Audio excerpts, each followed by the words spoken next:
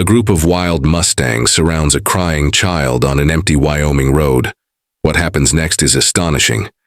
A 7-year-old boy, lost and alone, as the sun sinks behind the vast Wind River Valley. No help, no shelter in sight. Then, from the golden haze of dusk, a herd of wild Mustangs emerges, encircling the vulnerable child. Most would assume these untamed animals pose a threat, but what unfolds next defies everything we think we know about the natural world. Leading them is a striking black stallion, a white star gleaming on his forehead. Instead of danger, the Mustangs form a protective barrier around the frightened boy. A reclusive Vietnam veteran, witnessing this extraordinary event, is drawn into a story that will unravel long-buried secrets, heal a fractured community, and reveal a deep, unspoken connection between a child and the wildest creatures of the American West. As developers close in on the Mustang's habitat and the boy's ancestral ranch, unlikely alliances form, including a notorious motorcycle club with its own strict code of honor. What follows is a tale of courage, loyalty, and the unbreakable bond between humans and animals, one so unbelievable it will leave even the most seasoned wildlife experts stunned. But before we dive back in, let us know where you're listening from, and if this story moves you, be sure to subscribe, because tomorrow I have something even more incredible to share. The Wyoming sun dipped lower, painting the vast landscape in golden hues as long shadows stretched across the lonely rural road. The air was crisp, carrying the faint scent of sagebrush and pine from the nearby mountains. It should have been peaceful evening, but for one small child, it was anything but. 7-year-old Joshua Blackwood sat trembling by the roadside, his tiny body racked with sobs. His jeans were torn at the knees, his hands scraped raw from where he had fallen. While running, he had wandered too far from his grandmother's ranch chasing a jackrabbit, and now he had no idea how to get back. His heart pounded in his chest as he called out, "Grandma!" But there was no reply. The road stretched endlessly in both directions, and aside from the occasional rustle of tall grass, the silence was eerie. "Grandma!" he tried again, voice breaking. Only the wind answered, whispering through the sagebrush. Joshua hugged his arms around himself, trying to be brave, but fresh tears streamed down his dirt-streaked face. The fading light made the shadows loom larger, and every rustling bush became something menacing in his imagination. "Please," he whispered to no one in particular, "I just want to go home." Then, movement. A distant rumbling, deep and steady, carried from beyond a nearby hill. Hoofbeats against packed earth. Joshua held his breath, his wide, tear-filled eyes locking onto the figures emerging from the golden haze of sunset. A herd of wild Mustangs stepped onto the road, their powerful bodies moving with effortless grace. Their coats gleamed in the fading light, their eyes sharp and alert. Leading them was a magnificent black stallion, a distinctive white star shining on his forehead. 341. "Horses," Joshua whispered, his voice a mix of fear and awe. His breath came in shallow gasps as the Mustangs closed in, forming a protective circle around him. His small fingers dug into the dirt as he instinctively shrank back. Were they going to trample him? The black stallion took a step closer, ears pricked forward, his dark eyes scanning the boy. Joshua whimpered, frozen in place. These weren't gentle farm horses. They were wild, untamed, unpredictable. "Please, don't hurt me," he whispered. The stallion let out a soft snort, his breath visible in the cool evening air. Lowering his massive head, he gently nudged Joshua's shoulder with his velvety muzzle. Joshua flinched but quickly realized the horse wasn't attacking. If anything, the gesture felt comforting. Another Mustang, a dappled gray mare, stepped forward, sniffing the air near the child. Her tail swished as she too lowered her head toward him. The realization dawned on Joshua. They weren't here to hurt him. They were watching over him. His tears slowed as he looked into the intelligent eyes of the horses. Do you know where my grandma is?" he asked in a barely audible voice. Of course, the horses couldn't answer, but the black stallion turned his head, looking back toward the direction they had come. Then, as if by silent agreement, the Mustangs adjusted their positions, some ahead of Joshua, some behind. The black stallion remained beside him. It was clear now they were leading him somewhere. Joshua hesitated, but something about the Mustang's calm presence made him feel safe.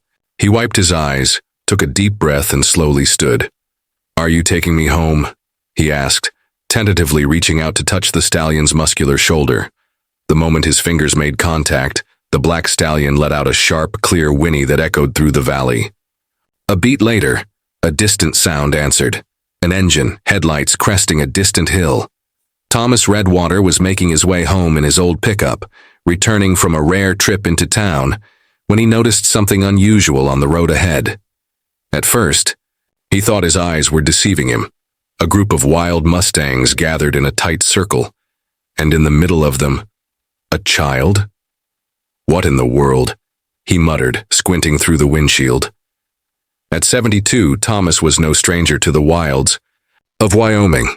His weathered skin bore the marks of a life spent under the unforgiving sun, his hands calloused from years of hard work.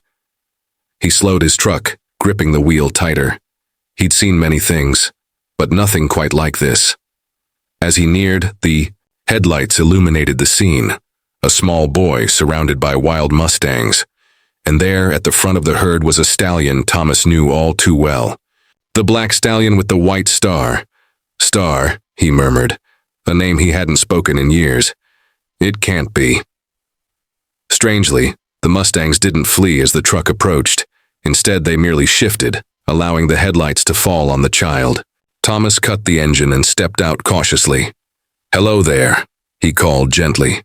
"You all right, son?" Joshua turned, his face lighting with relief at the sight of another person.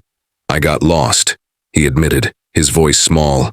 "I can't find my grandma's ranch." Thomas's brow furrowed. "You're a long way from any ranch I know. What's your name?" Joshua," the boy sniffled. "Joshua Blackwood." Thomas felt something stir. "Blackwood? Margaret Blackwood's grandson?" Joshua nodded. "You know my grandma?" "I know of her," Thomas said, old memories resurfacing. The Blackwood Ranch bordered the lands where these Mustangs roamed. Margaret had always respected them, never calling for their removal. The stallion, Star, watched Thomas with an intensity that sent a shiver down his spine. He snorted once, then stepped back, creating a path for the old man to reach the boy. Joshua's eyes widened as Star pressed his muzzle into Thomas's outstretched hand.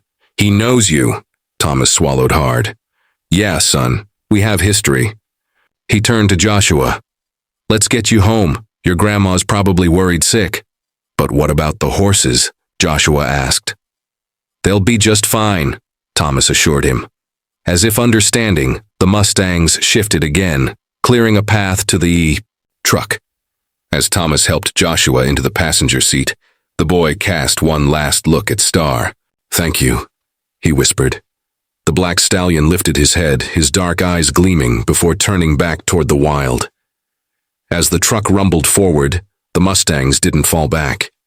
Instead, they kept pace, their powerful legs kicking up dust. In the moonlight, Joshua pressed his face against the window, eyes wide with wonder. "They're following us," he murmured. Thomas's grip on the wheel tightened. "Yeah," he said, his voice laced with unease. "And that's not normal, son, not normal at all." Joshua didn't look away from the majestic animals. "Why are they doing that?" "I wish I knew," Thomas admitted. In all his years, working with horses, he had never seen wild Mustangs act like this. As they drove toward Blackwood Ranch, Thomas's mind raced. Something about this boy and these Mustangs, especially Star, didn't make sense.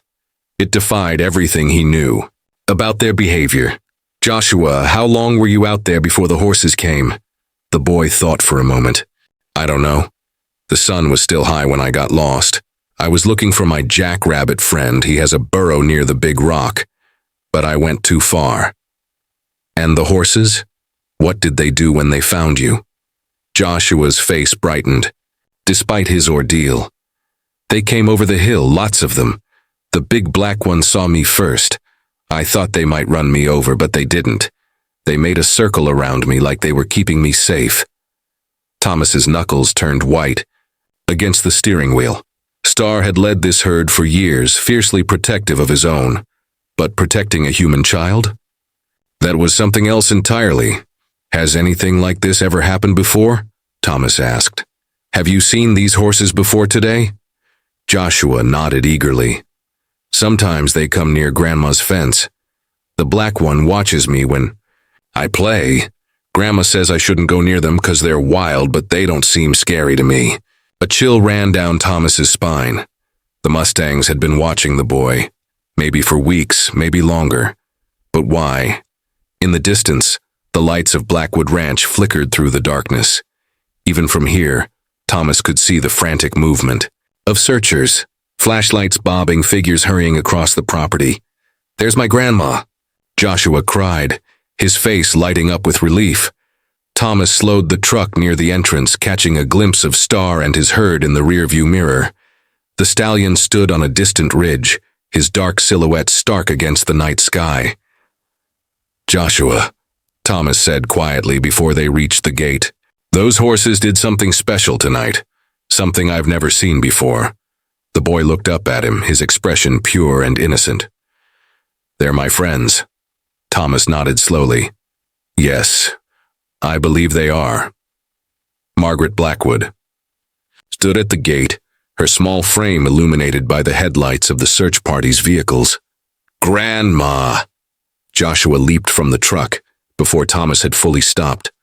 Margaret pulled him into her arms, her hands trembling as she smoothed back his hair. Relief shone through her weary eyes, bright with unshed tears. Thank God you're safe, she whispered, her voice breaking. When you didn't come back for dinner, She couldn't finish. The fear was still too raw. Joshua clung to her. I'm okay, Grandma. The horses took care of me. Margaret pulled back, confusion flickering across her face. Horses? What horses, sweetheart? Before Joshua could answer, a deep voice interrupted. Mrs. Blackwood. Sheriff James Holden stepped forward. He was tall, his salt and pepper hair lending him an air of quiet authority. We should have the boy checked out, just to be safe. Dr. Mitchell is here.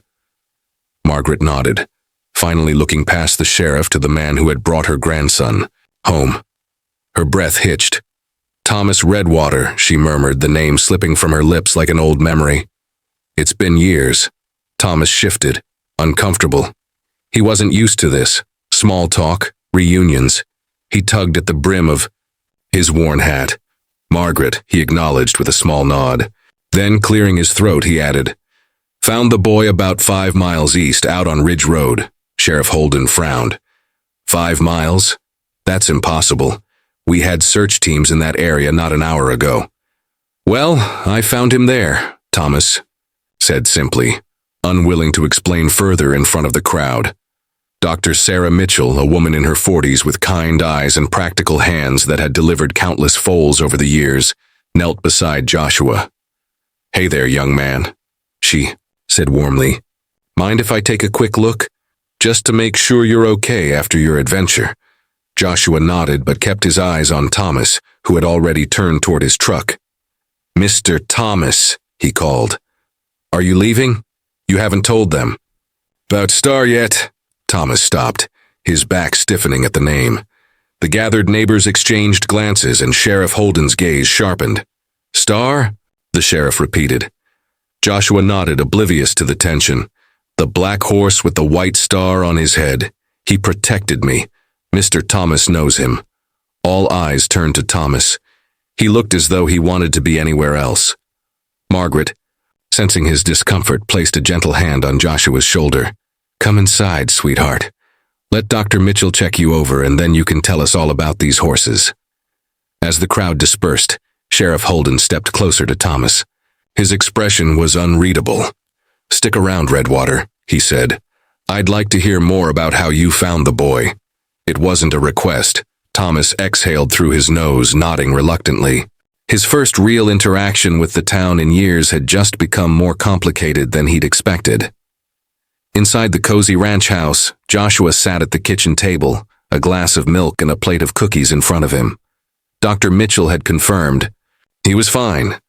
Just a few scrapes and a little dehydrated. Margaret hovered close, unwilling to let her grandson out of her sight. Sheriff Holden took a seat, flipping open his notepad. All right, Joshua, tell me what happened from the beginning. Joshua launched into his tale, eyes bright with excitement. He described chasing the jackrabbit too far from the ranch, getting lost, and eventually sitting by the roadside, too scared to move. And then the horses came, he said, waving his hands for emphasis. A whole bunch of them. The big black one with the star on his head stood right next to me. They made a circle like they were keeping me safe. The adults exchanged skeptical glances, brushing it off. Is a child's imagination. All except Thomas. He stared into his coffee, silent. Sheriff Holden leaned forward. Wild horses don't typically approach humans, let alone protect them. They did, Joshua insisted.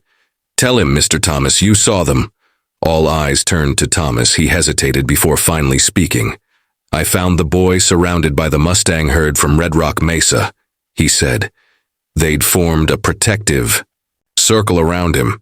The black stallion, the one with the star, stood beside him. Sheriff Holden frowned. You're telling me wild Mustangs protected a human child? Thomas met his gaze, his voice steady. I know what I saw, and it's not normal, but it happened. The sheriff studied him for a long moment, as if trying to decide whether the reclusive old man was lying, or if there was more to the story than he was saying. And you know this particular stallion? Thomas's jaw tightened. The boy called him Star, that's all. But Joshua wasn't done. Mr. Thomas called him Star too, he insisted. He said they have history. Margaret turned to Thomas, sharp eyes filled with questions. Sheriff Holden scribbled in his notepad. Mr. Redwater, I'd like you to come down to the station tomorrow, give a formal statement. Thomas nodded curtly, already regretting his involvement. Margaret stepped in. Sheriff, it's been a long night. Can't this wait? Holden's expression softened. Maybe it can. But his eyes never left Thomas. Having both lived in Pine Crest their entire lives, Margaret and the sheriff knew each other well. Just procedure, Margaret, Holden had assured her. Nothing to worry about if everything's as straightforward as it seems. But there was nothing straightforward about wild Mustangs protecting a human child, and everyone in that kitchen knew it. After the sheriff left, an awkward silence settled over the room. Joshua, oblivious to the tension, continued eating his cookies, swinging his legs beneath the chair. Finally, Margaret spoke. Joshua, why don't you go get ready for your bath? I need to talk to Mr. Redwater for a minute. Joshua looked disappointed, but didn't argue. Okay, Grandma, but can Mr. Thomas come back tomorrow? I want to ask him more about the horses. Margaret gave him a small smile. We'll see. Now go on. Once Joshua had left the room, she turned to Thomas, her expression serious. What really happened out there, Thomas? Thomas sighed, suddenly feeling every one of his 72 years. Exactly what I said. I found your grandson surrounded by the wild Mustang herd. They were protecting him, Margaret. I've never seen anything like it. Margaret studied him carefully. The black stallion, she said. Joshua said you knew him. Thomas's gaze drifted to the window where the night had fully settled over the valley. It was a long time ago. Margaret folded her arms. Thomas Redwater, I've known you since we were children. You've never been much for talking, but I know when you're holding something back. He met her eyes, then finally answered. The black stallion. I helped him once, years ago, when he was just a foal. His mother had been killed in a Bureau of Land Management roundup. He was wounded, left behind. Margaret's expression softened with understanding. And you saved him, Thomas nodded. Nursed him back to health at my cabin. When he was strong enough, I let him go. Never expected to see him again. But he recognized you tonight, she said quietly. Thomas hesitated, then nodded again. Appears so. Margaret sank into the chair across from him, her hands clasped tightly in front of her. Why would he protect Joshua? Thomas shook his head. I don't know. It doesn't make sense. Wild Mustangs don't form bonds with People, not the way domestic horses do. They're survivors. They avoid humans. Margaret exhaled, shaking her head. Yet they surrounded my grandson, protected him. Thomas had no answer. The silence stretched between them, thick with unspoken questions. Margaret hesitated before finally saying, "There's something else you should know." Her voice was lower now. "This isn't the first time Joshua has mentioned the Mustangs." Thomas frowned. "He talks about them watching him from the ridge above our east pasture," Margaret continued. "I thought it was just a child's imagination." She hesitated. But now you're not so sure," Thomas finished for her. Margaret nodded. "He says the black one, Star, comes closest, sometimes stands at the fence line, just watching him play."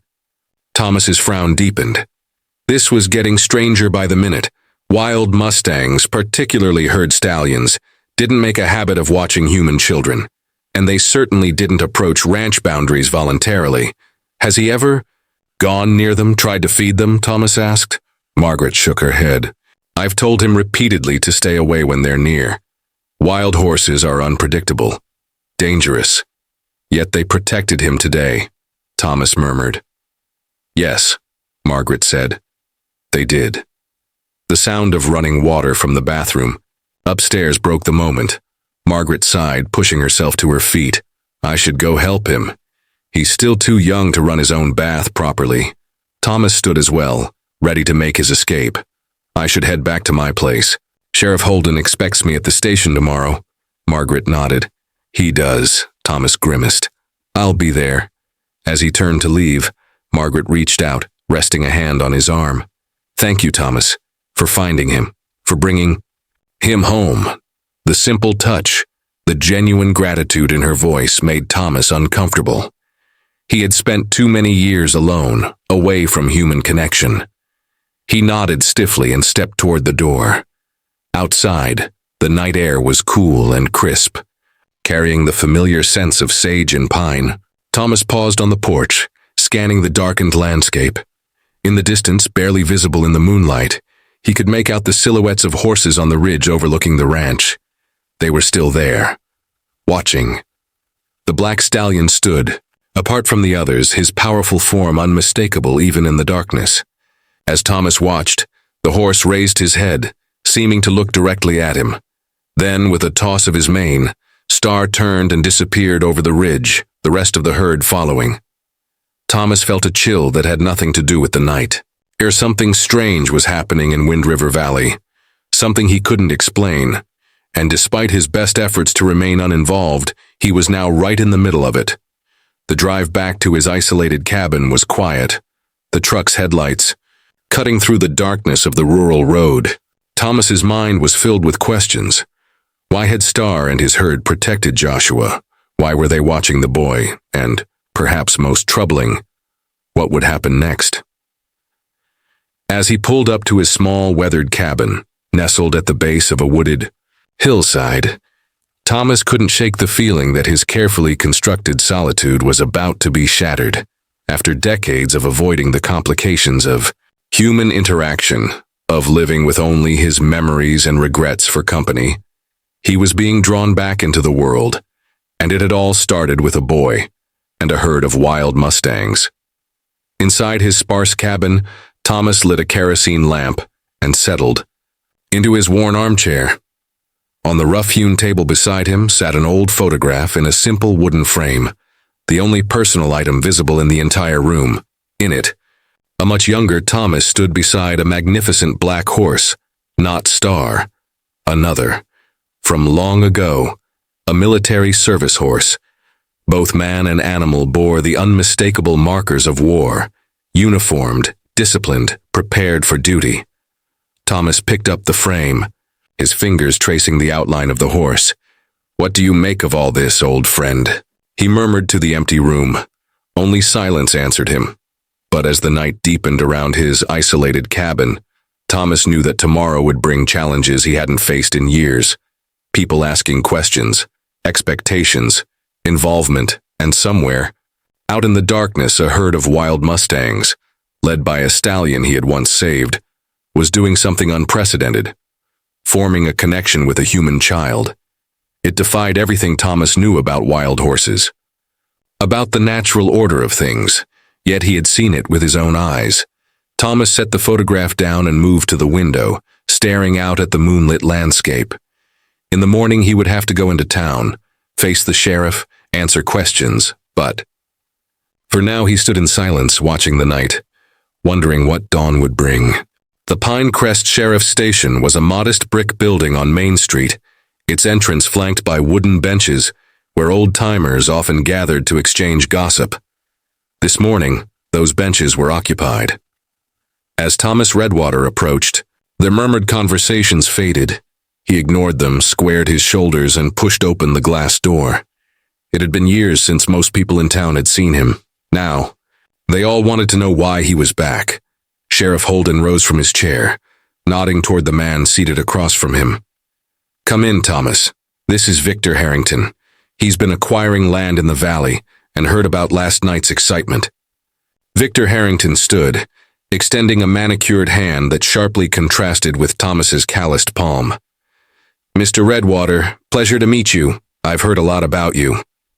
"Can't imagine why," Thomas replied gruffly, withdrawing his hand quickly. Harrington smiled, though it didn't reach his eyes. "Small towns. Everyone has a story." He turned back to the sheriff. "I won't take up any more of your time. We can continue discussing the development permits later." As he brushed past Thomas, he paused. "By the way, I heard you found the Blackwood boy with a herd of wild Mustangs. Fascinating story. I'd love to hear more about it sometime." Thomas remained silent, his expression impassive until Harrington had left. Only then did he turn to the sheriff with a questioning look. "Victor Harrington," Sheriff Holden explained, gesturing for Thomas to take a seat. "Businessman from Denver. Been buying up land around here for the past year. Has plans for some kind of resort development." "Resort? In Wind River Valley?" Thomas couldn't keep the disbelief from his voice. Holden shrugged. "Tourism dollars, jobs, that's what the town council keeps saying. Personally, I have my reservations, but it's not my call." He pulled out his notepad. "Now, about last night. I need your formal statement on finding Joshua Blackwood." Thomas recounted the event plainly, leaving nothing out but offering no elaboration. When he described the Mustangs' behavior, the sheriff's pen paused mid-scratch. "You're certain they formed a protective circle? Not just curious about the boy?" Thomas's voice was flat. "I know horses. Been training them since before you were born, Sheriff. What those Mustangs were doing wasn't natural. They were protecting him." Sheriff Holden set his pen down. "And the black stallion, the one Joshua calls Star, you say you recognized him?" Thomas hesitated. "Helped a black foal once, years back, after a BLM roundup went bad. Could be the same. Animal. That's quite a coincidence. Life's full of them." The sheriff leaned back in his chair, studying Thomas carefully. "Frank Miller from the Bureau of Land Management called this morning. Said that herd's scheduled for a roundup next a month. Apparently they're expanding cattle grazing leases in that area." Thomas's jaw tightened. "Those Mustangs have roamed those hills for generations. It's not my jurisdiction," the sheriff admitted, though his tone suggested discomfort. "But given what happened with Joshua, I thought you'd want to know." Thomas rose from his chair. "We done here?" Holden nodded. "For now, but word travels fast in small towns. People are already talking about the boy and the Mustangs. Don't be surprised if folks come around asking questions." "Let them talk," Thomas muttered as he turned to leave. Doesn't change anything. But as he stepped onto the sidewalk, he knew that wasn't true. Something had changed. The isolation he had carefully maintained for decades was already crumbling around him. Across the street, Murphy's Diner bustled with the morning crowd. Thomas was heading for his truck when the diner door swung open, and Margaret Blackwood stepped out, Joshua at her side. Joshua spotted him instantly. "Mr. Thomas," he called, breaking free from his grandmother's grasp and dashing across the street. "We were having breakfast. Did you talk to Sheriff Holden about Star?" Thomas glanced at Margaret, who approached at a more measured pace. She looked tired, the lines around her eyes deeper in the morning light. "Joshua, give Mr. Redwater some space," she chided gently. It's all right, Thomas found himself saying. How are you feeling today, son? Joshua bounced on his toes, seemingly unaffected by the previous day's events. I'm good. Grandma let me have chocolate chip pancakes. Have you seen Star today?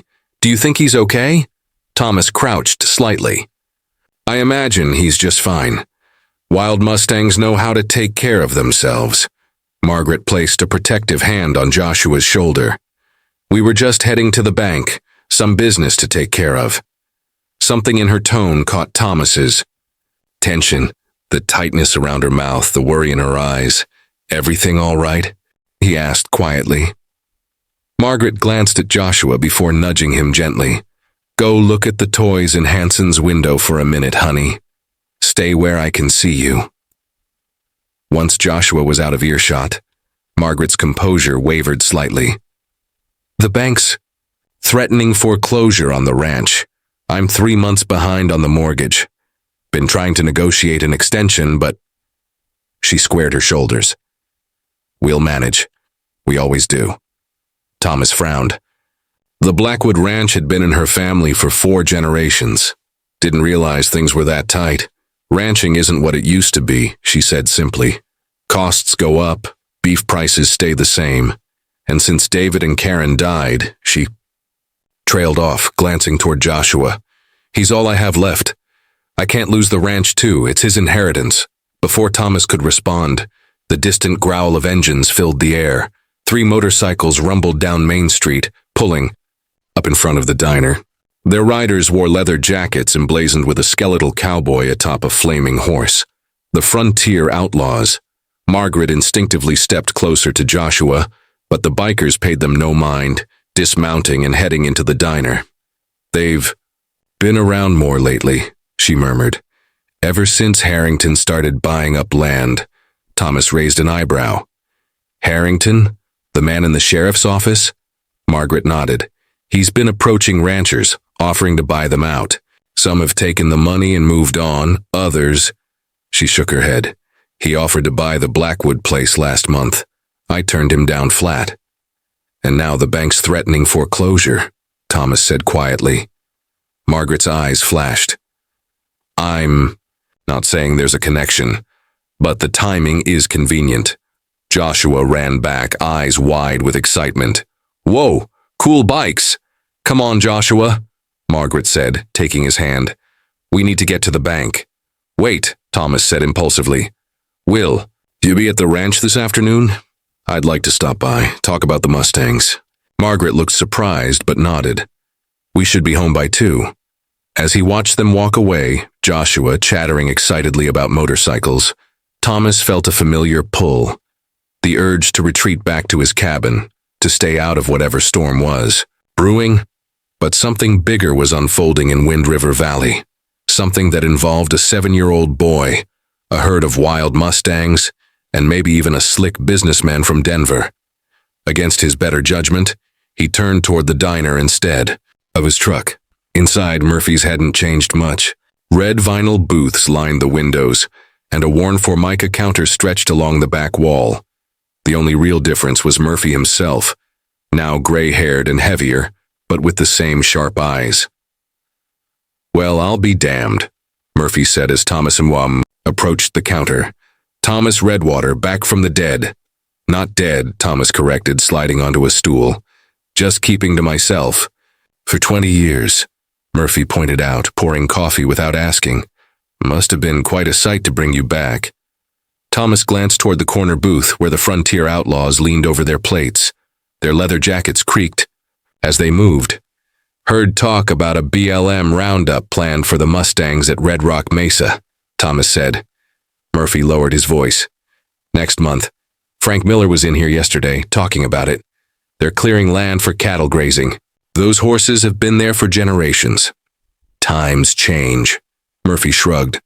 Besides, word is Harrington's got big plans for that area. A resort. Thomas's grip tightened on his coffee mug. Golf course? Murphy nodded. That's the rumor. From his seat in the corner booth, one of the bikers glanced up, his bearded face turning toward Thomas with interest. After a moment, he nudged his companions and stood, making his way to the counter. "You're Redwater," the man said. It wasn't a question. "The horse trainer. Cavalry, right?" Thomas eyed him warily. "That was a long time ago." The biker extended a tattooed hand. "Jack served in Afghanistan. Different war, same mess."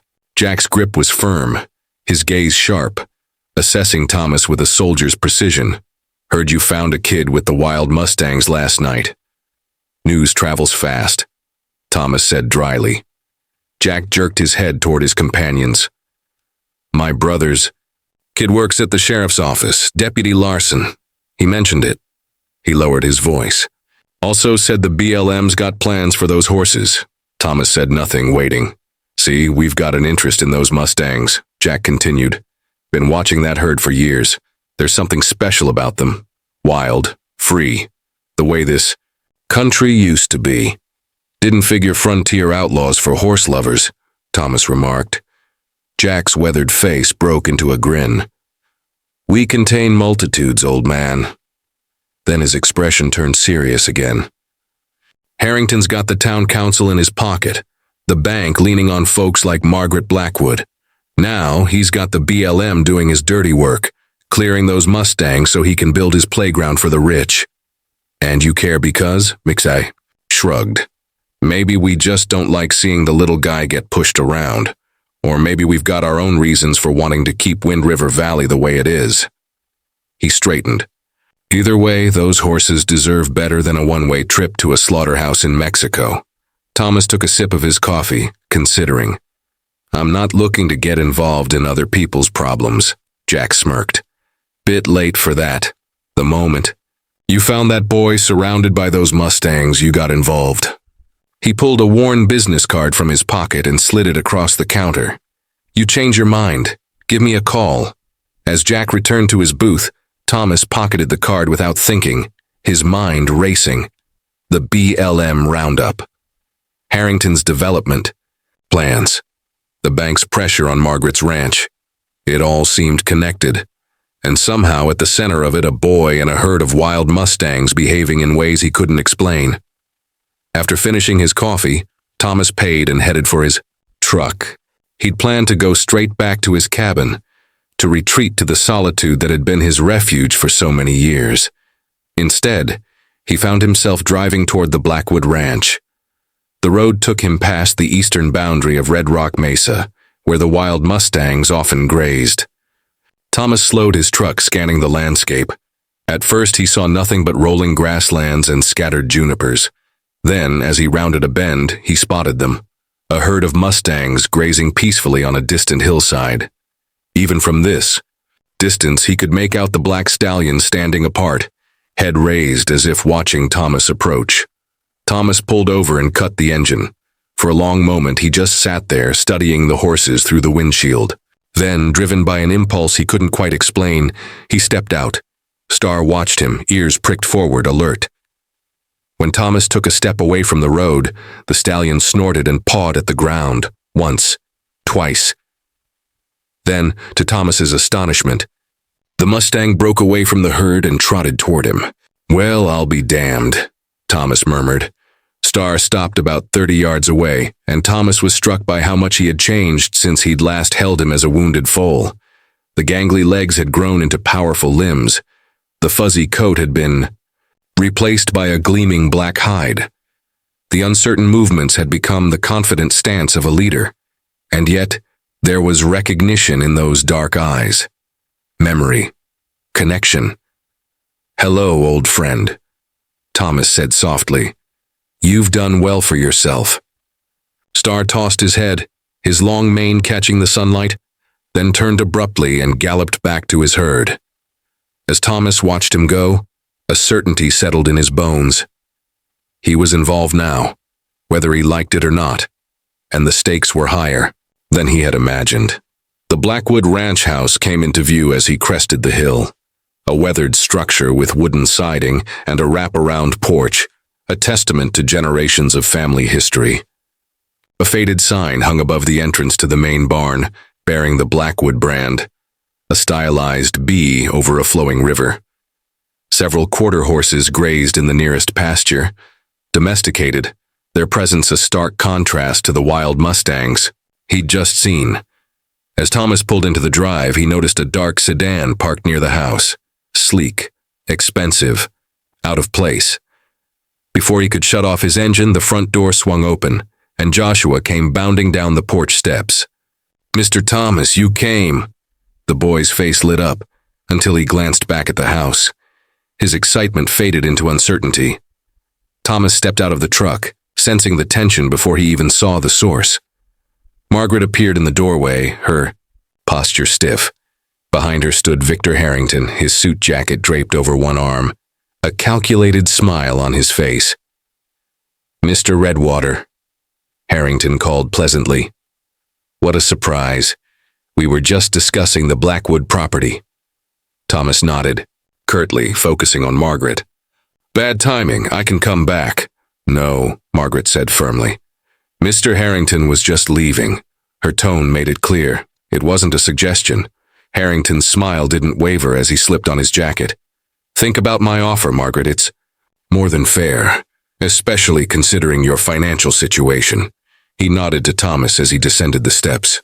"Always a pleasure." Thomas watched in silence as Harrington slid into his car and drove away, dust billowing behind his tires. "I don't like him," Joshua muttered, kicking at a loose pebble with the toe of his boot. "He wants to take our ranch." Margaret sighed, running a hand through her silver-streaked hair. "Joshua, go check on Penny. I think she's about ready to foal." The boy hesitated, clearly wanting to stay and hear the conversation, but after a moment he nodded and headed toward the barn. "Penny's nowhere near foaling," Thomas observed. A hint of a smile touched Margaret's tired face.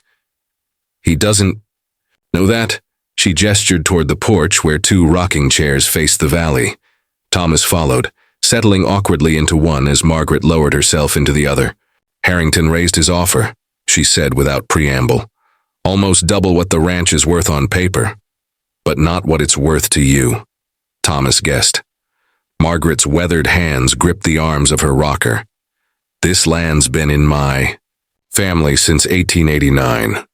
My great-grandfather built this house with timber he hauled down from the mountains himself." She gazed out at the pastures. "Joshua was born in the upstairs bedroom, so was his father. Some things you can't put a price on."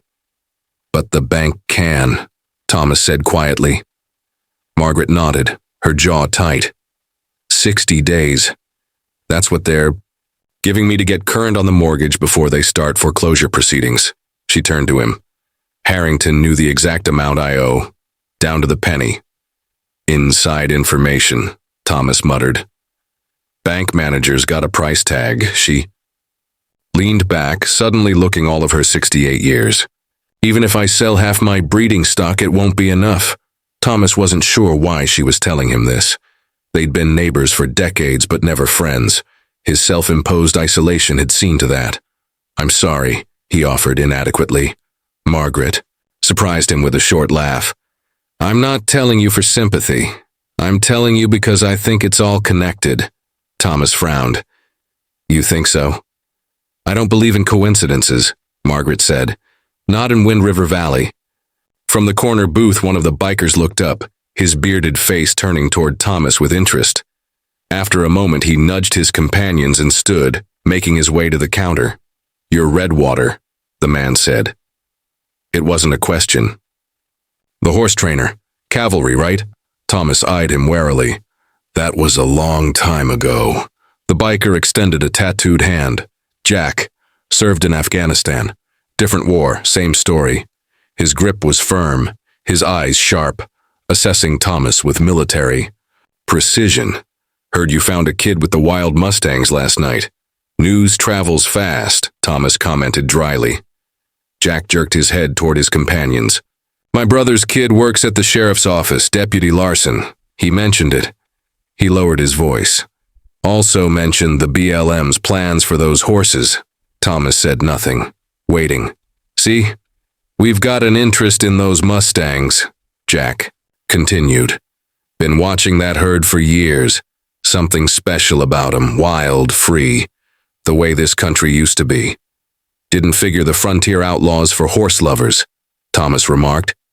Jack's weathered face broke into a grin. We contain multitudes, old man. His expression turned serious again. Harrington's got the town council in his pocket, the bank leaning on folks like Margaret Blackwood. Now he's got the BLM doing his dirty work, clearing those Mustangs so he can build his playground for the rich. And you care because? Jack shrugged. Maybe we don't like seeing the little guy get pushed around. Or maybe we've got our own reasons for wanting to keep Wind River Valley the way it is. He straightened. Either way, those horses deserve.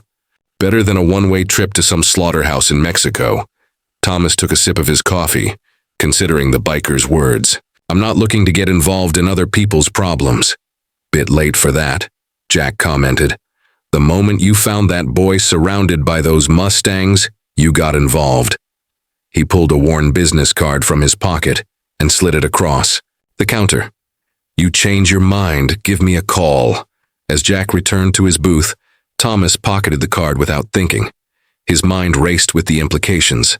BLM roundups, Harrington's land grab, the bank's pressure on Margaret's ranch. And at the heart of it all, a boy and a herd of wild Mustangs behaving in ways Thomas couldn't explain. Finishing his coffee, Thomas paid and headed for his truck. He had planned to go straight back to his cabin, to retreat into the solitude that had been his refuge for so many years. Instead, he found himself driving toward Blackwood Ranch. The road took him past the eastern boundary of Red Rock Mesa, where the wild Mustangs often grazed. Slowing his truck, Thomas scanned the landscape. At first, he saw nothing but rolling grasslands and scattered junipers. Then, rounding a bend, he spotted them. The herd, grazing peacefully on a distant hillside. Even from here, he could see the black stallion standing slightly apart, head raised, watching. Thomas pulled over and cut the engine. For a long moment, he simply sat, studying the horses through his windshield. Then, driven by an impulse he couldn't quite explain, he stepped out of the truck. Star watched him, ears pricked forward, completely alert. Thomas took a step toward the fence line. The stallion snorted and pawed the ground once, twice. Then, to Thomas's astonishment, he broke away from the herd and trotted directly toward him. Well, I'll be damned, Thomas murmured. Star stopped about 30 yards away. Up close, Thomas could see how much the Mustang had changed. The gangly colt he had once known had grown into a powerful animal. Gone was the fuzzy full coat, replaced by a sleek jet-black hide. His once uncertain steps now held the confidence of a leader, and yet in those dark eyes there was something familiar. Recognition. Connection. Hello, old friend, Thomas said softly. You've done well for yourself. Star tossed his head, mane, catching the sunlight, then turned abruptly and galloped back to the herd. Watching him go, Thomas felt a certainty settle into his bones. He was involved now, whether he liked it or not, and the stakes were higher than he had imagined. The Blackwood Ranch house came into view as Thomas crested the hill. Its weathered wooden siding and wraparound porch stood as a testament to generations of history. A faded sign bearing the Blackwood brand, a stylized B with a flowing river beneath it, hung above the entrance to the main barn. As Thomas pulled up, he noticed a sleek dark sedan parked in the driveway. Expensive, out of place. The front door opened before he could shut off his engine. Joshua came bounding down the porch steps. Mr. Thomas, you came. The boy's face was alight with excitement. Until he glanced back at the house, his expression suddenly wary. Thomas stepped out of his truck, immediately sensing the tension in the air. Margaret appeared in the doorway, posture stiff, her expression unreadable. Behind her stood Victor Harrington, suit jacket draped over one arm, his smile calculated. Mr. Redwater, Harrington called pleasantly. What a surprise. We were just discussing the Blackwood property. Thomas nodded curtly, directing his attention to Margaret. Bad timing, I can come back. No, Margaret said firmly. Mr. Harrington was just leaving. Her tone made it clear this wasn't a polite suggestion. Harrington's smile didn't waver as he slipped his jacket on. Think about my offer, Margaret. It's more than fair, especially considering your financial situation. He nodded to Thomas as he descended the steps. Always a pleasure. Thomas watched in silence as Harrington slid into his car and drove off, dust billowing behind his tires. "I don't like him," Joshua declared, kicking at a pebble. "He wants to take our ranch," Margaret sighed, running a hand through her silver-streaked hair. "Joshua, go check on Penny. I think she's about ready to foal." The boy hesitated, clearly, wanting to stay and listen. But after a moment, he nodded and headed toward the barn. Thomas watched him go. "Penny's nowhere near foaling." A hint of a smile crossed Margaret's tired face. "He doesn't know that." She gestured toward the porch, where 2 rocking chairs faced the valley. Thomas followed, settling awkwardly as Margaret sat beside him. "Harrington raised his offer," she said without preamble. "Almost double what the ranch is worth on paper." "But not what it's worth to you," Thomas guessed. Margaret's hands tightened on the arms of her chair. "This land has been in my family since 1889. My great-grandfather built this house with timber he hauled down from the mountains himself." Her gaze drifted over the pastures. "Joshua was born in the upstairs bedroom. So was his father. Some things you can't put a price on." "But the bank can," Thomas said quietly. Margaret nodded. 60 days. That's what they're giving me to get current before they start foreclosure proceedings." She turned to face him. "Harrington knew the exact amount I owe, down to the penny." "Inside information. Has to be. The bank manager's ethics seem to have a price tag." She leaned back, suddenly looking all of her 68 years. "Even if I sell half my breeding stock, it won't be enough." Thomas wasn't sure why she was telling him all this. They'd been neighbors for decades, but hardly friends. His self-imposed isolation had seen to that. "I'm sorry," he offered inadequately. Margaret surprised him with a short laugh. "I didn't tell you for sympathy, Thomas." She met his gaze. "I told you because I think it connects. The Mustangs, Joshua, Harrington. The timing's too neat." Thomas frowned. "You think it's all connected?" Margaret's expression was unreadable. "I don't believe in coincidences, not in Wind River Valley. It's necessary for their own good and for the ranchers who lease grazing rights. It has nothing to do with Victor Harrington's development plans," Margaret stated pointedly. A flicker of discomfort crossed Miller's face before he quickly masked it with professionalism. "I don't know anything about that. I just implement the policies set by the Department of the Interior." "Convenient," Thomas commented. Miller's expression hardened. 3 weeks, he said, nodding toward the notice in Margaret's hand. "If you've got concerns about the gather, there's a public comment period. Details are in the document." He tipped his hat. "Good day to you all." As Miller's truck rumbled away, Joshua looked up at the adults, his young face troubled. "He's one of the men coming to take the horses away, isn't he?" Margaret wrapped an arm around his small shoulders. "Yes, honey, he is." "We can't let them," Joshua said firmly. "Starr and his family belong here." Thomas and Margaret exchanged a glance over the boy's head, an unspoken acknowledgement of the uphill battle they faced. A 7-year-old's resolve was no match for government bureaucracy, corporate interests, and financial pressure. Or was it? As Thomas looked at Joshua's determined face, he was reminded of something his own grandfather had once told him. Never underestimate the power of a pure heart. It sees truths the rest of us have forgotten how to see. Maybe, just maybe, there was something to the boy's connection with the Mustangs, something that might change everything. By the following evening, word about the Mustangs' unusual behavior had spread through Pine Crest like wildfire. The simple story of a child's rescue had already grown into something more, a near mythical tale of wild horses forming a protective circle around a lost boy. Inside the Pine Crest Community Center, the monthly town council meeting had drawn an unusually large crowd. Thomas leaned against the back wall, arms crossed, wondering why he'd let Margaret talk him into coming. He hadn't set foot in a town meeting in over 20 years, and the curious glances cast in his direction reminded him exactly why he preferred solitude. Mayor Alina Thompson, a no-nonsense woman in her 60s with a lifetime in local politics, rapped her gavel 3 times. "Before we move to the regular agenda," she announced, we'll hear public comments regarding the Bureau of Land Management's planned Mustang gather. As this affects our community, we've invited Frank Miller from the BLM to address your concerns. Miller stepped up to the podium, looking uneasy as he faced the crowd. The gather, scheduled for 3 weeks from now, is standard procedure.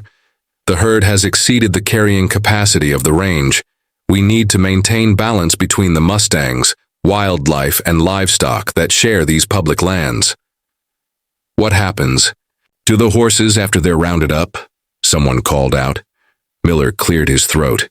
They'll be transported to holding facilities where they can be adopted.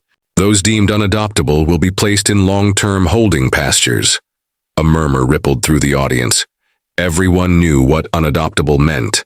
Older horses that would spend their remaining years in overcrowded government corrals, if they were lucky. This is about Harrington's resort, isn't it? The question came from Jack Reeves, standing at the back of the room with several members of the Frontier Outlaws. Can't have wild horses running through the golf course now, can we? Miller's jaw tightened. The gather was planned before any development proposals were submitted. Then why the rush? Margaret spoke up, Joshua beside her. That herd has roamed Red Rock Mesa for generations without causing problems. Mrs. Blackwood, the mayor interjected, while we appreciate your family's long history in this valley, the BLM has jurisdiction over public lands. And we all know you're firmly in Harrington's pocket, Jack shot back. A few murmurs of agreement stirred through the room, along with some disapproving glances. The mayor bristled.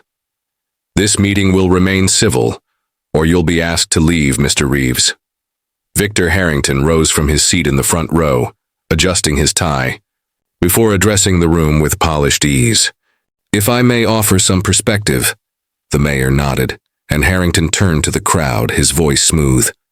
The Mountain Vista Resort project is a tremendous opportunity for Pine Crest. Jobs, tourism dollars, infrastructure improvements.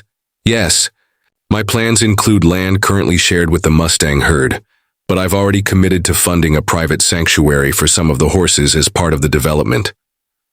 Some? Thomas repeated loudly from the back, heads turned toward him. Not all, he continued.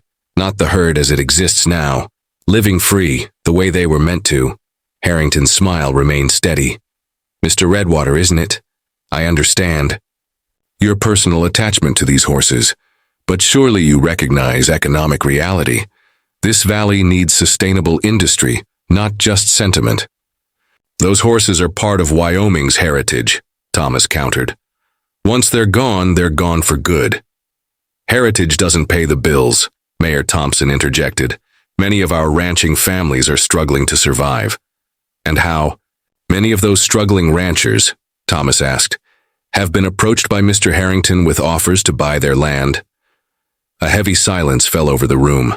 Several ranchers shifted in their seats, avoiding eye contact. The mayor cleared her throat. Let's stay focused on the BLM gather.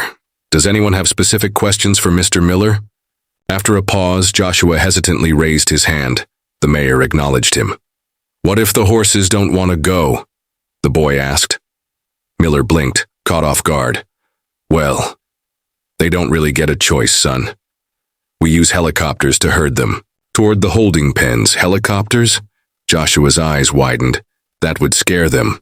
It's standard procedure, Miller repeated, growing uncomfortable.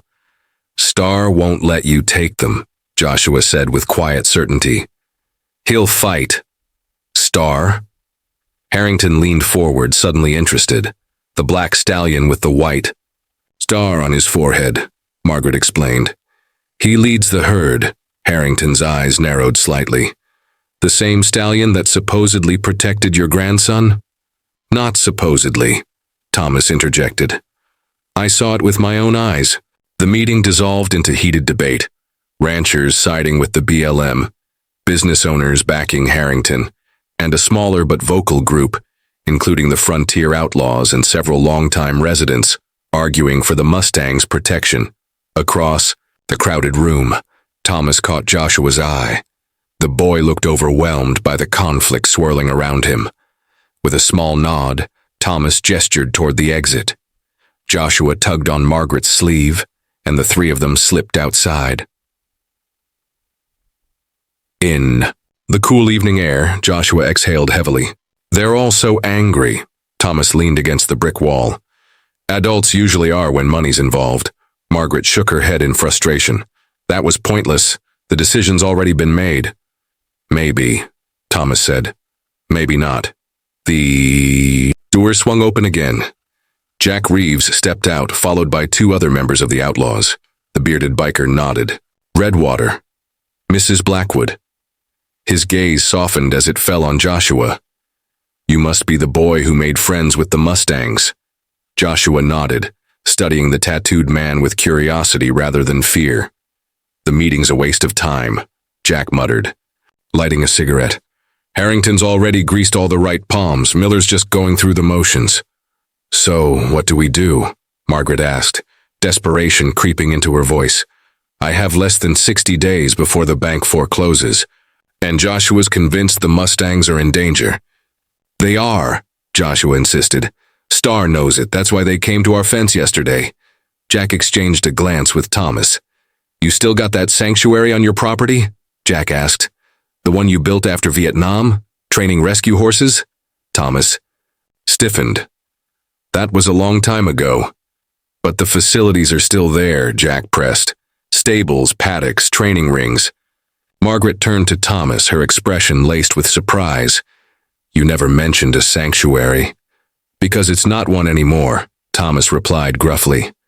Just some old buildings falling apart. But you've got the land, Jack persisted. 50 acres, most of it fenced, if I remember right. Thomas narrowed his eyes. And how would you know that? Jack grinned. The frontier outlaws have been around these parts a long time. We know things. Before Thomas could respond, a new voice cut through the conversation. Quite the gathering you have here. Victor Harrington strolled toward them from the community center, his expression pleasant but his gaze sharp, scanning the group with quiet calculation. Behind him, Frank Miller hovered uneasily, as if wanting to be anywhere else. Planning. Protest, perhaps? Harrington mused. Or something more direct? Jack straightened, his leather jacket creaking with the movement. Just having a conversation, he said smoothly. That's still legal, isn't it? Of course, Harrington replied, flashing a thin smile before turning his attention to Margaret.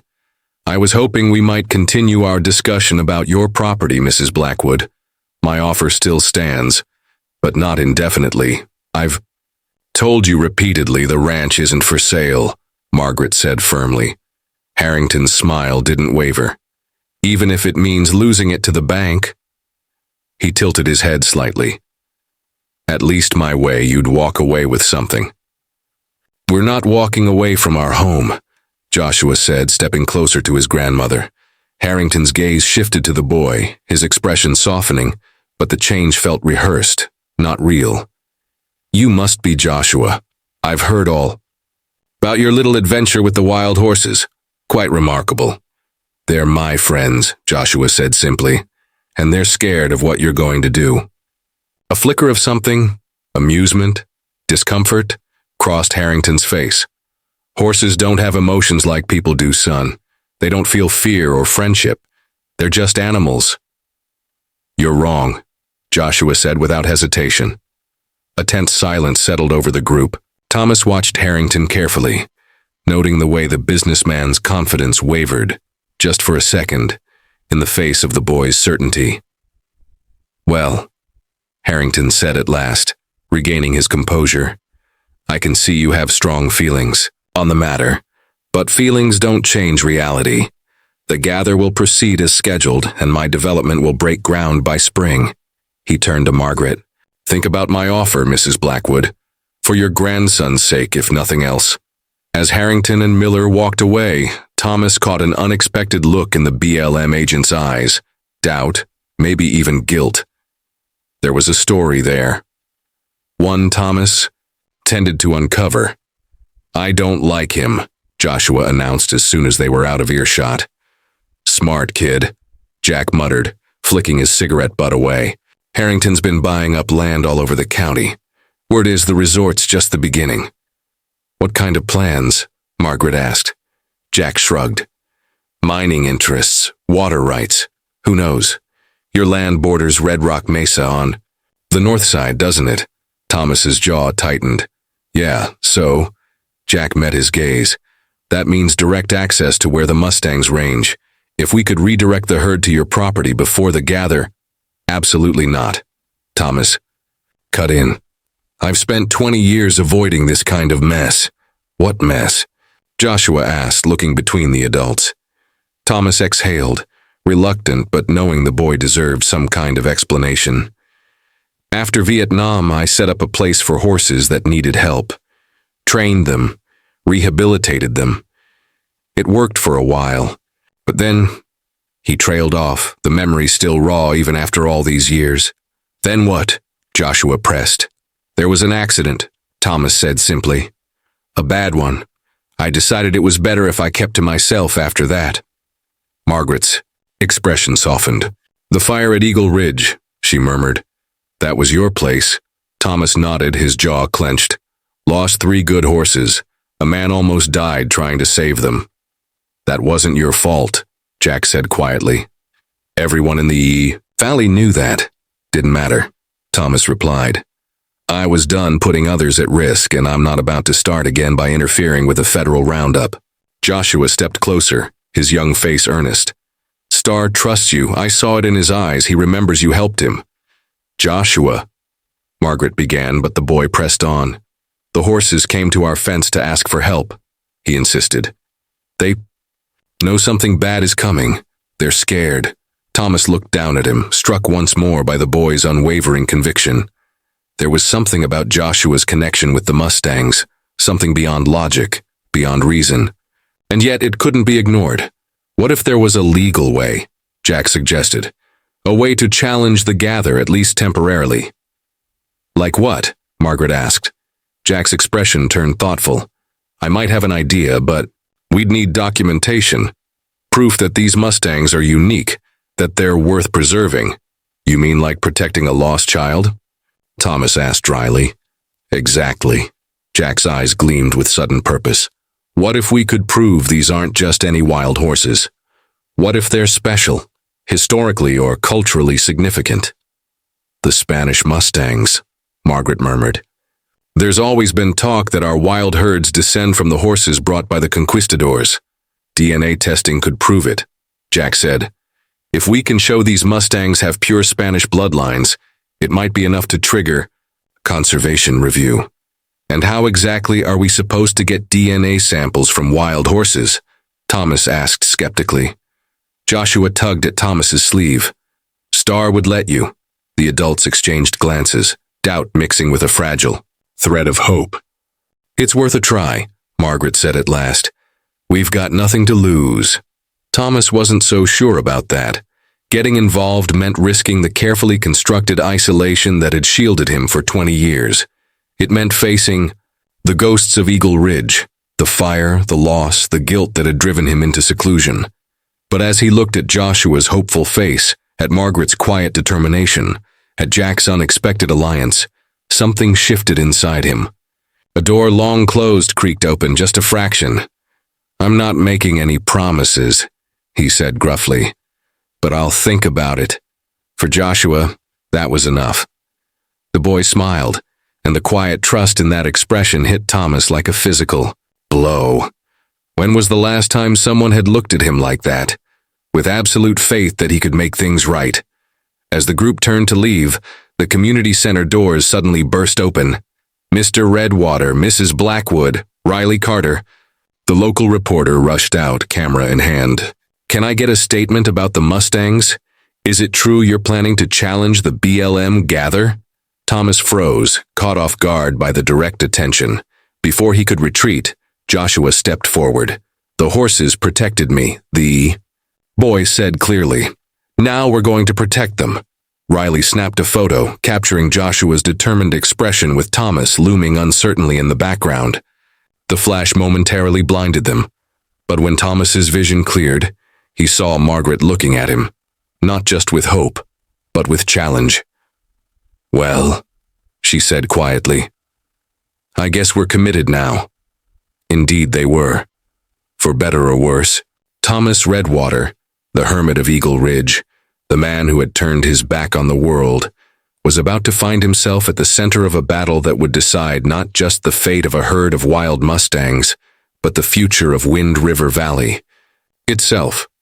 Dawn broke over Eagle Ridge, casting golden light across the weathered buildings. Thomas stood on his porch, coffee in hand, surveying the overgrown paddocks and the dilapidated barn that had once been his sanctuary. The crunch of tires on gravel signaled visitors.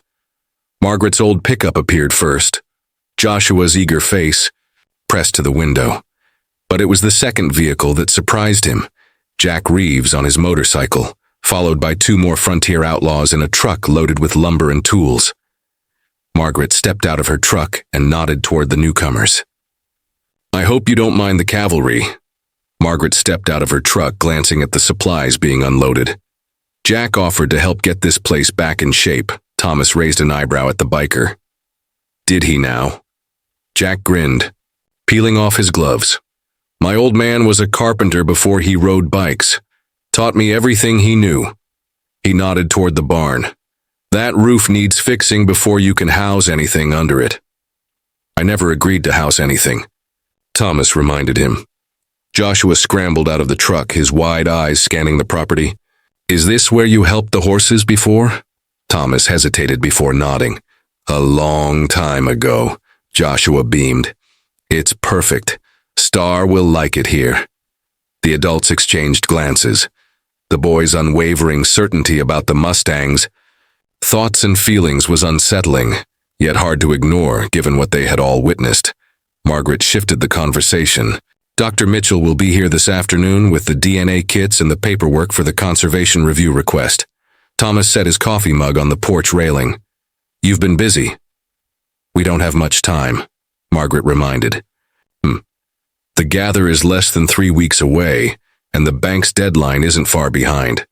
And you think saving a bunch of wild horses will somehow save your ranch?"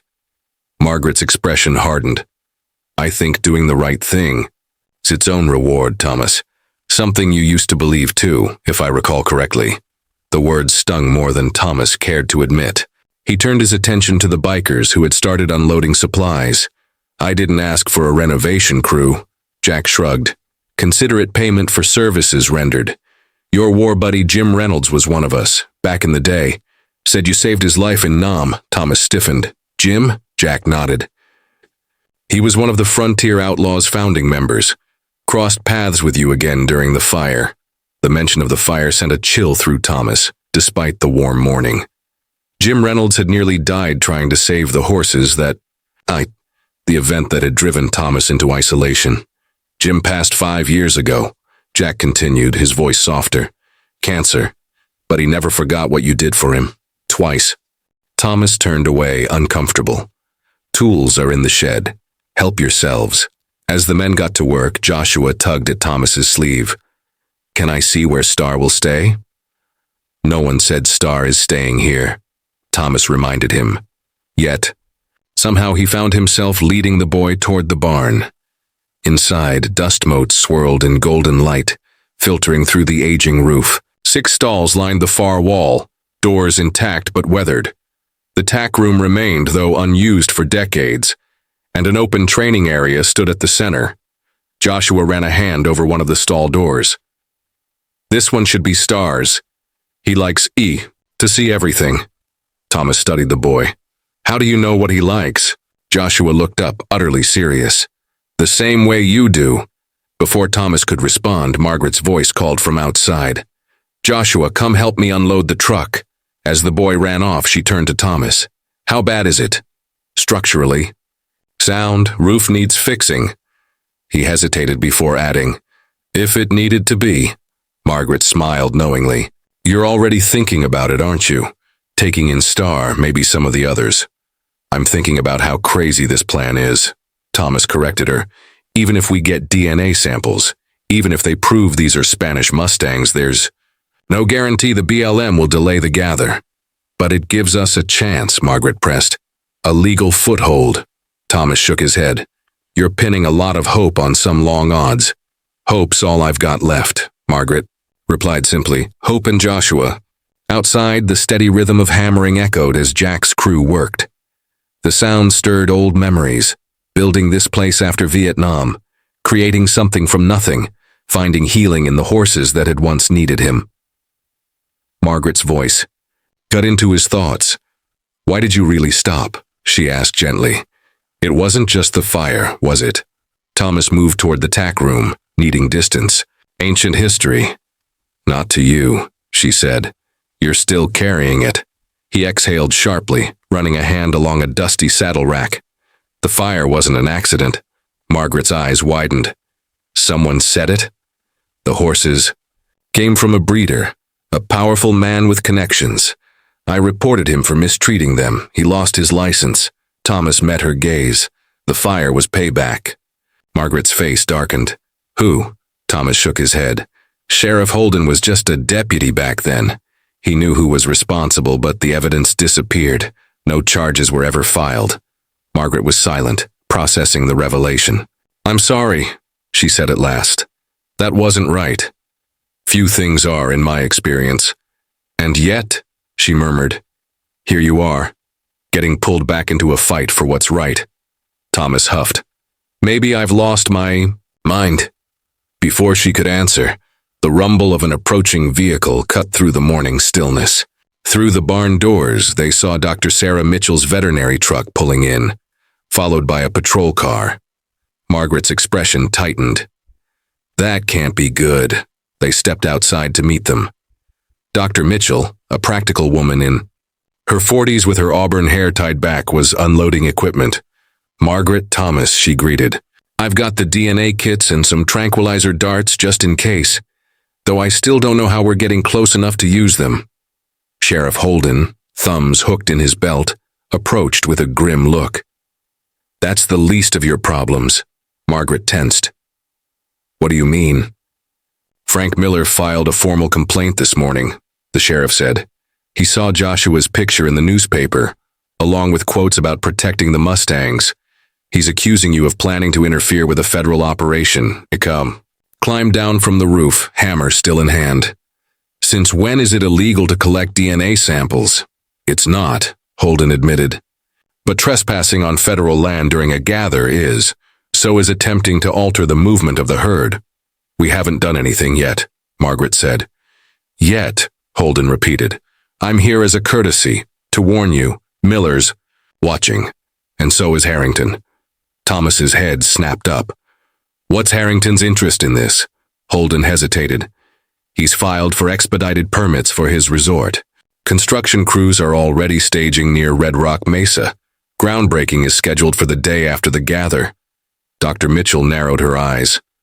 That's convenient timing. Holden sighed. Not my concern. My job is to keep the peace. I'm just telling you, whatever you're planning, tread carefully. He turned to leave but hesitated.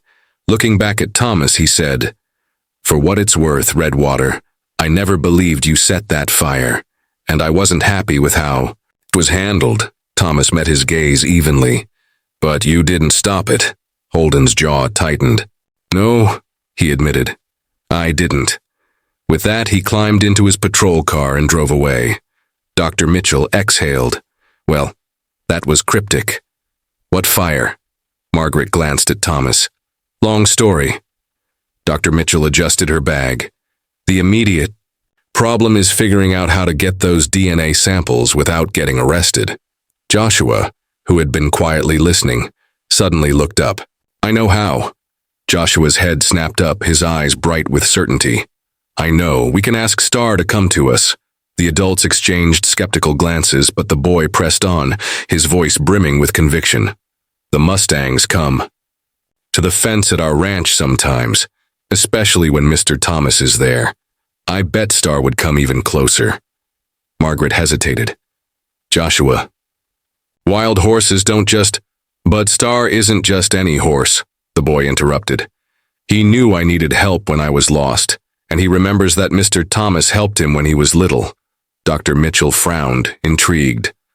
The behavior. You've described Mustangs forming a protective circle around a child. I've never heard of anything like it. There's more, Margaret added. The entire herd gathered at our fence yesterday. Thomas saw it too. It was like they were, I don't know, showing themselves to us. Joshua nodded solemnly, saying goodbye before the bad men take them away. Dr. Mitchell considered this, her expression thoughtful. If I could document that behavior, along with DNA evidence suggesting Spanish ancestry, it might be enough to force a review. So, we'd need Starr to appear on cue, Thomas said dryly. Close enough to get a DNA sample without trespassing on federal land. He'll come, Joshua said with absolute confidence. If you call him, Thomas shook his head. I haven't seen that horse in years. There's no reason he'd respond to me. Joshua met his gaze without hesitation. He remembers. I saw it in his eyes when you found me. He knows you. The boy's conviction unsettled Thomas. He had spent his life around horses, had seen their intelligence, their capacity to remember people and places. But what Joshua was suggesting went beyond that, a connection that defied logic. And yet, he had seen it too. The way Starr had approached him on the road, the recognition in those dark eyes, the way the stallion had deliberately protected Joshua. It's worth a try, Dr. Mitchell said pragmatically. Worst case, no. Horses show up and we're back to square one. Before Thomas could respond, the growl of an approaching engine shattered the moment. A sleek black SUV rolled up the drive, dust billowing in its wake. Victor Harrington stepped out, his crisp suit untouched by the rural setting. Two men in business attire followed, briefcases in hand. Mr. Redwater, Harrington called, his tone pleasant though his eyes were anything but.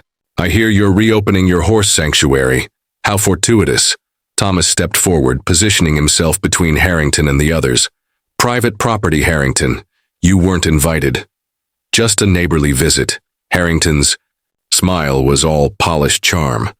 Since we'll be developing the adjacent land, I thought we should discuss access rights to the stream that runs through both properties. The stream's been here since before either of us was born, Thomas replied flatly.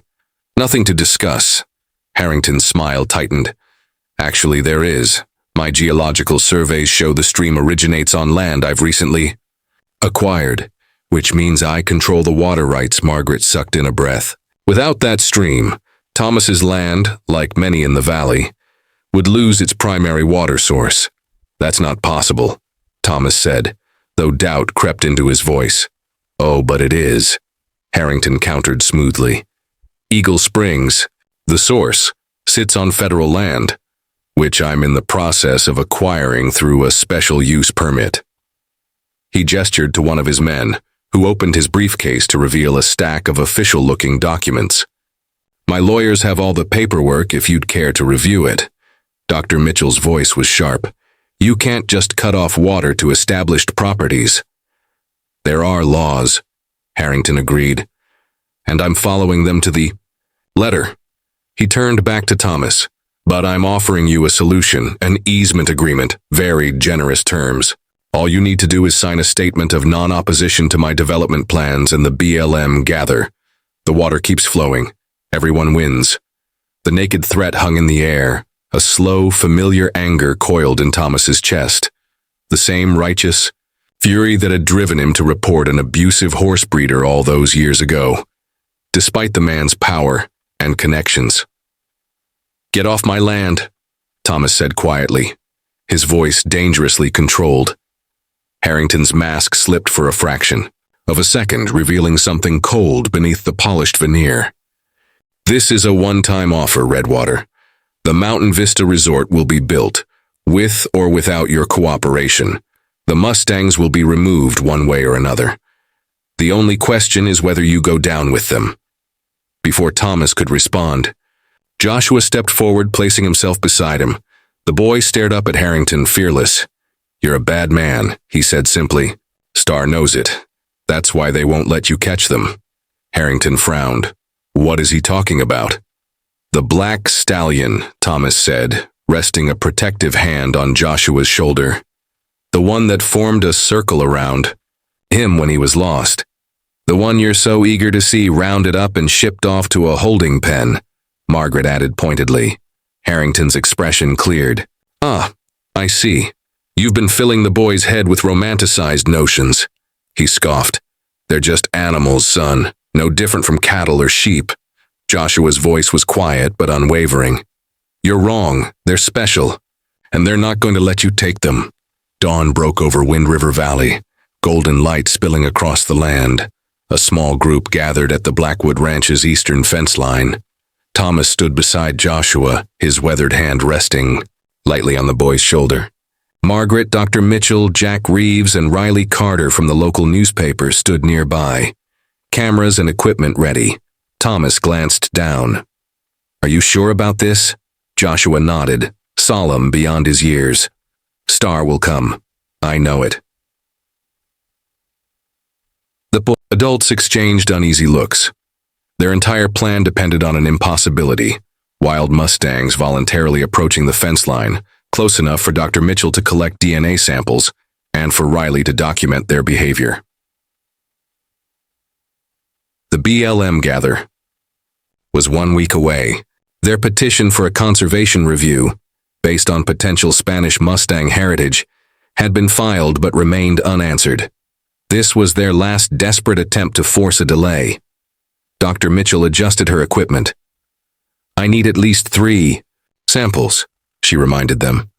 "Preferably including the stallion." Thomas scanned the distant hills where the Mustangs often grazed at dawn. Nothing moved except the wind stirring the sagebrush. "I still don't see why they'd approach us," Riley muttered, adjusting her camera. "Wild horses don't come to humans." "Not these horses," Joshua said firmly. "Not with Mr. Thomas here." Jack checked his watch. "Harrington's survey crew starts work on the other side of Red Rock Mesa this morning. If the horses are coming, it has to be soon." Minutes stretched into a half hour. Silence pressed in around them. Margaret placed a gentle hand on Joshua's back, sensing his growing disappointment. "Honey, sometimes things don't work out the way we hope. Even if the horses don't come, they will." Joshua interrupted, his voice unsteady but certain. "Star promised." The adults averted their eyes, unwilling to challenge the boy's belief but increasingly convinced they had failed. Thomas stared at the empty horizon, torn between relief and regret. Maybe this was for the best. Maybe getting involved again had been a mistake. Maybe some wounds were never meant to heal. Today he could walk away, return to the solitude that had protected him for 20 years. Yet as he contemplated retreat, Thomas felt an unexpected reluctance. The past week had reconnected him to a world he had long abandoned, to people who needed him, to a cause worth fighting for. The barn at Eagle Ridge was nearly restored thanks to Jack and his friends, the paddocks cleared, ready for horses that might never come. 41 or 37. "Mr. Thomas." Joshua's urgent whisper pulled him from his thoughts. On the distant ridge, a dark shape appeared against the morning sky. A lone horse, perfectly still, silhouetted by the rising sun. "Star," Joshua breathed, his face alight with vindication. The black stallion remained motionless, observing them from his vantage point. Then, with deliberate grace, he began descending toward the fence line, his powerful body moving effortlessly over the rugged terrain. "My God," Dr. Mitchell murmured. "He's actually coming." Riley lifted her camera, the shutter clicking rapidly as she documented every step of the stallion's approach. Behind him, more shapes emerged, the rest of the herd following their leader. A chill ran down Thomas's spine. In all his years working with horses, he had never seen wild Mustangs behave like this. They weren't moving out of fear or curiosity. They were coming with purpose. Joshua was right, Margaret whispered, awe thick in her voice. Star slowed as he neared the fence, stopping just 20 feet away. His ears pricked forward, intelligent eyes locked onto Thomas and Joshua. "Now what?" Dr. Mitchell asked, transfixed. Joshua turned to Thomas expectantly. "You have to call him. He's waiting for you." Thomas hesitated, feeling foolish but also compelled. Clearing his throat, he spoke the name he had given a wounded foal years ago. "Star." The stallion's ears flicked at the sound of his voice. He snorted, pawed the ground, then took the final steps toward the fence. Incredible, Riley murmured, capturing every moment. Star stood just on the other side of the barbed wire, close enough that Thomas could see his own reflection in the horse's dark eyes. Without thinking, he extended his hand, palm up, across. The boundary between them. The stallion stretched his neck forward, nostrils flaring as he took in Thomas's scent. Then in a moment that left everyone breathless, he pressed his muzzle gently against Thomas's palm. "He remembers you," Joshua said softly. Behind Star, the rest of the herd had gathered in a semicircle.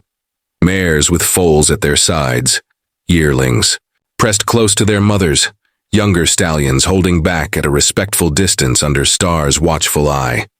"This is unprecedented behavior," Dr. Mitchell said, her professional composure momentarily shaken. "Wild Mustangs simply don't act this way." "These do," Joshua replied. Dr. Mitchell raised her hand slowly, showing Star the swab. "I need to collect a DNA sample, just a small swab from inside his mouth." "He'll let you," Joshua assured her. 2. Thomas's amazement when Dr. Mitchell carefully extended the swab. Star stood still, allowing her to collect the sample without resistance. "That's one," she said, sealing the sample. "I need 2 more."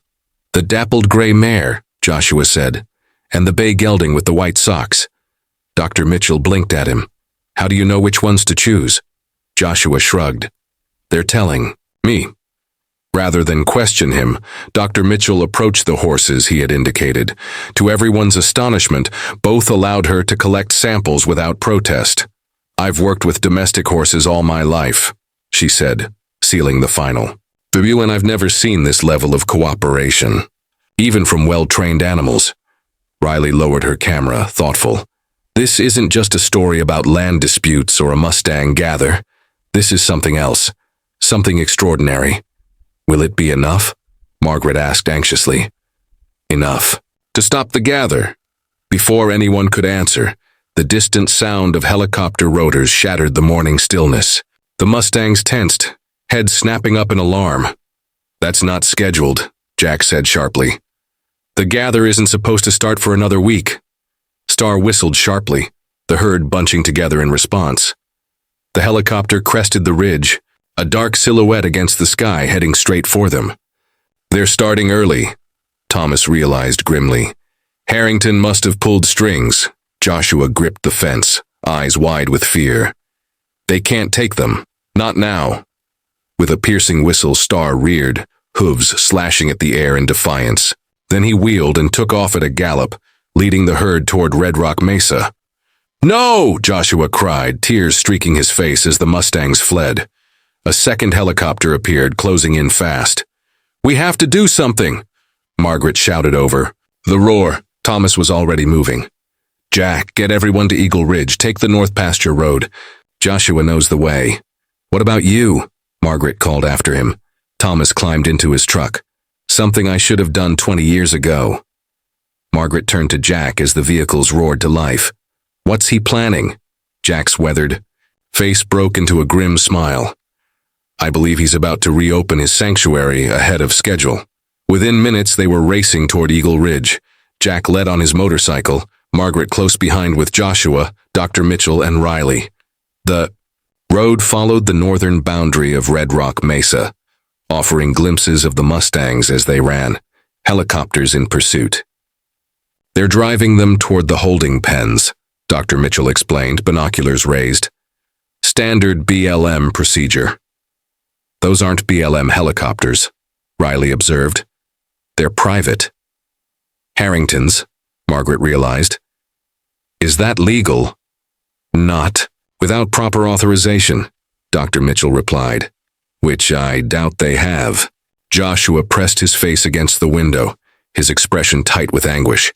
"Star won't let them be caught," he said with quiet certainty. "He'll find another way." As if in answer, the Mustangs suddenly veered east, toward steeper, rockier terrain where helicopters couldn't follow. "Mart," Jack muttered. "They're heading for the canyons. The pilots won't risk those narrow spaces." The Mustangs disappeared into the craggy ravine, leaving the helicopters circling overhead, unable to follow. "Where will they go now?" Margaret asked. Joshua's face lit with realization. To Mr. Thomas, they're going to Eagle Ridge. The idea seemed impossible. How could wild horses know to seek safety at a specific place? Yet as they crested the final bend, they saw an astonishing sight. Thomas Redwater stood at the open gates of his newly restored paddock, and streaming through it, led by Star, was the entire Mustang herd. Star slowed as he passed Thomas, their eyes meeting in silent understanding before he galloped onward into the sanctuary. The helicopters appeared over the ridge just as the last Mustang entered. They hovered menacingly as Margaret's truck skidded to a stop.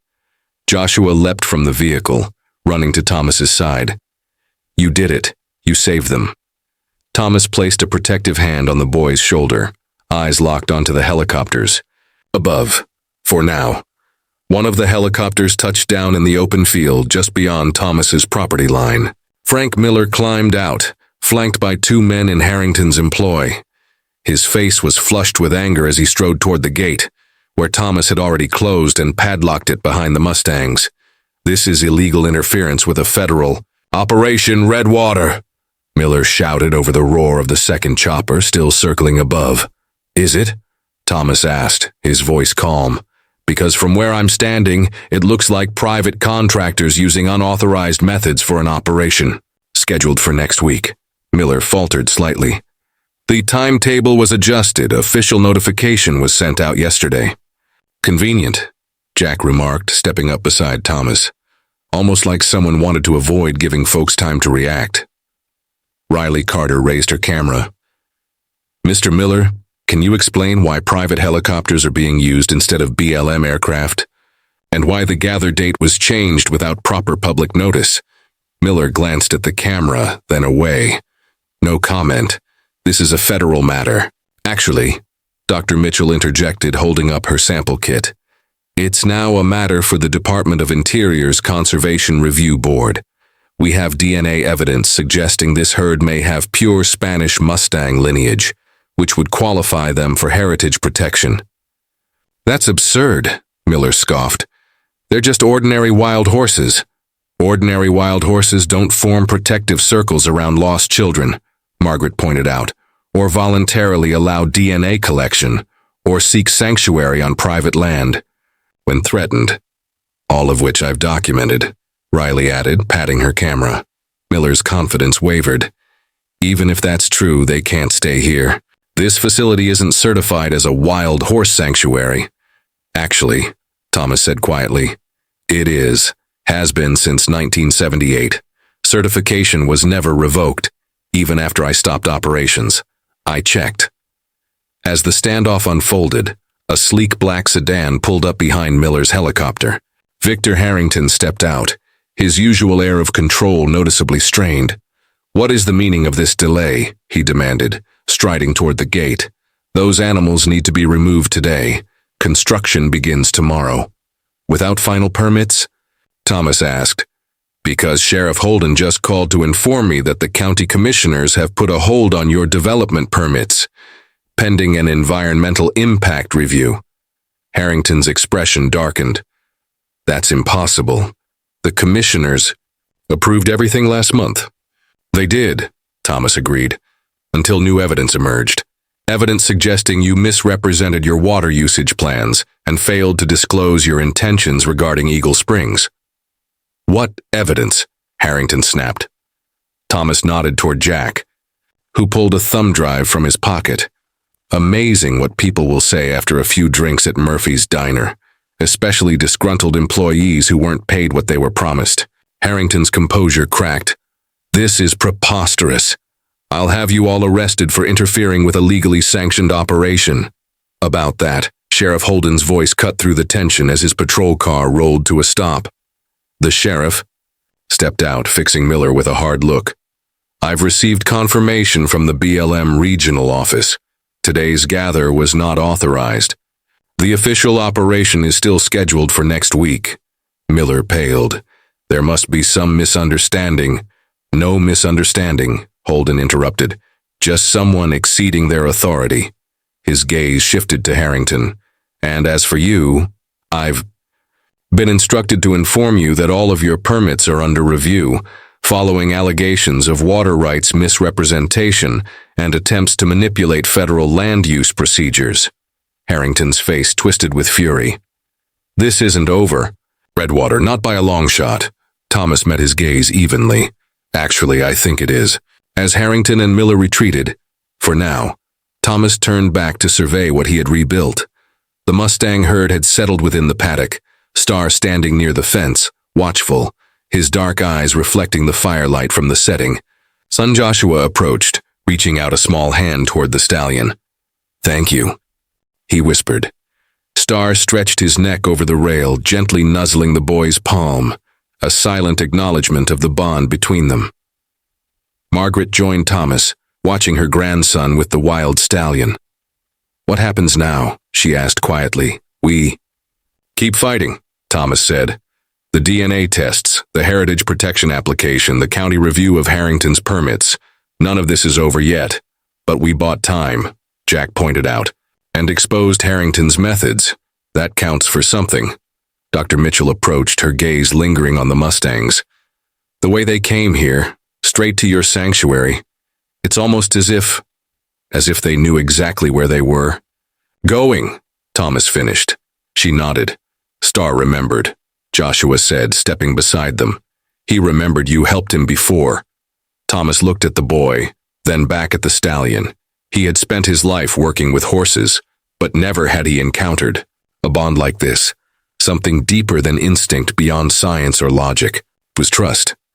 "What about the ranch?" he asked Margaret. "The bank's deadline is still approaching." Margaret smiled. "Riley's already pitching a feature story to national outlets. Boy's miraculous bond with wild Mustangs saves historic Wyoming ranch." Between that publicity and Dr. Mitchell's university contacts showing interest in studying the herd, we might just find some new income opportunities. Thomas raised an eyebrow. "Tourism? Educational programs," Margaret corrected. "Teaching people about these extraordinary animals and why preserving wild spaces matters."